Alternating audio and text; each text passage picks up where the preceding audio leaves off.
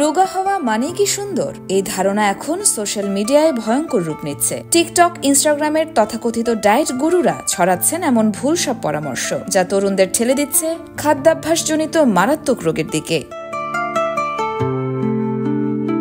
এএফপির বরাত দিয়ে বার্তা সংস্থা বাসস জানায়, অ্যানোরেক্সিয়া, বুলিমিয়া, অনিয়ন্ত্রিত খাওয়া এই রোগে আক্রান্ত হচ্ছে হাজার হাজার কিশোর কিশোরী। চিকিৎসকরা বলছেন, শুধু রোগ নয়, এই ট্রেন্ড ডেকে আনছে হৃদরোগ, সন্তান জন্মদানে জটিলতা, এমনকি আত্মহত্যারও ঝুঁকি।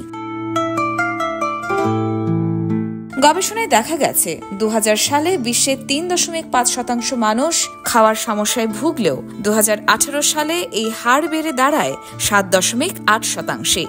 এই সময়ে সোশ্যাল মিডিয়ার প্রসার ঘটে। টিকটক ও ইনস্টাগ্রামের মতো প্ল্যাটফর্মে ইনফ্লুয়েন্সাররা ভুল তথ্য দিয়ে কিশোরদেরকে বিভ্রান্ত করছে, যা চিকিৎসকদের জন্য জটিল সমস্যা করে তুলছে।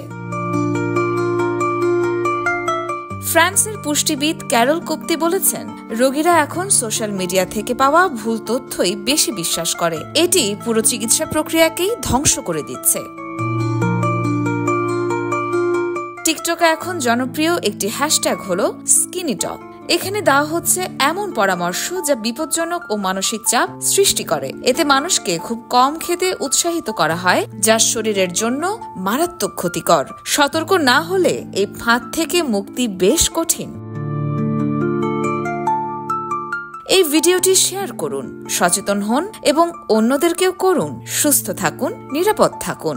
শরীর নয়, সুস্থতাই আসল সৌন্দর্য। Your Mashayer Jahan, Deshkal news.